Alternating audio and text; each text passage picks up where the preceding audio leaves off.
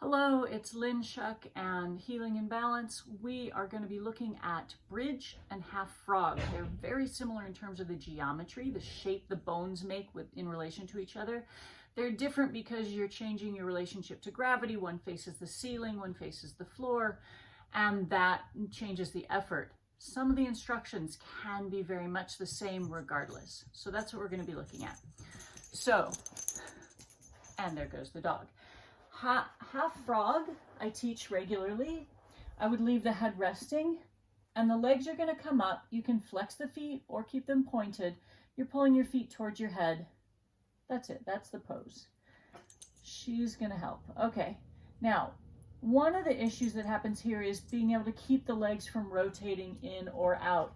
And the simplest fix for that is to put a block between the feet. I like to use it 6 inches for most people. Occasionally people like it at its widest, but very few people actually do well with it 4 inches wide. Most people 6 inches is good. So we're on our stomachs, we have the block between our feet, and that's gonna, and you really wanna hug it with the whole inside edge of your foot, bringing ankle bones, heels, the inside knuckle of your big toe, holding that block, whether your feet are flexed or pointed. Now the next issue that happens here is often as the feet go up, we get this lift of the tailbone. So we have trouble keeping the pelvis still because the hip flexors are tight or the hamstrings are tight. Things get tight through here. So what we want to do is pick up the feet and really imagine that your heels are going to pull towards your head, but your knees are going to push away from your head. And as you do that, you'll feel the front of the thighs and the front of the hip lengthen. Your knees might lift up off the floor a little bit. You probably feel your belly button draw towards your spine a little, and you're going to be using your hamstrings and your glutes. And you're going to lower. Now, I do all of this with the head resting, generally speaking.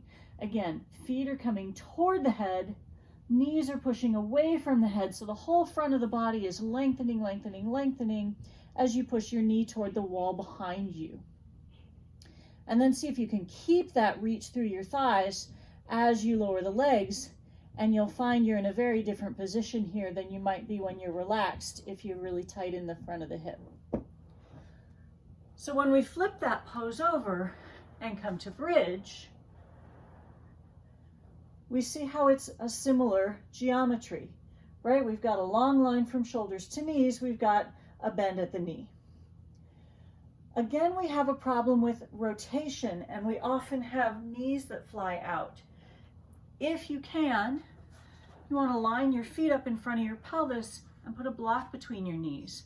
And then as you're lifting up, you can't, right? Because you got to keep hold of the block.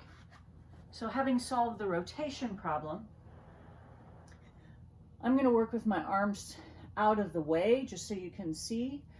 I want to go up into that pose, but I'm going to give myself the same 2 instructions I gave myself when I was flipped over. I'm going to pull my feet towards my head. Nothing's going to move, but oh, my hamstrings did. And then I'm also going to push my knees away from my head. And you can see I'm starting to come up a little higher. This hip joint is opening up more. I'm using more glutes, more back of the body. And I come back down. So once again, I've got a block between my knees so that I can't let my legs rotate out. I'm going to come up. I'm just having my arms out of the way for the purposes of this video. I actually normally use them here. I'm coming up into my bridge. I'm going to imagine my feet pulling toward my head and my knees pushing away from my head. And then does that allow me to lift the thighs higher? What I'm trying to do is come up from down here as opposed to come up from my ribs. I don't want my ribs to lift me up. I want my thighs to lift me up. I want to make a straight line from my shoulders to my knees.